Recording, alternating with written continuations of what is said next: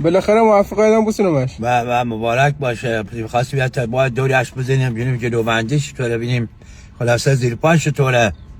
زن صدا مبارک باشه. منت که زن سره به مبارکا باشه. مخالم ماشین سره.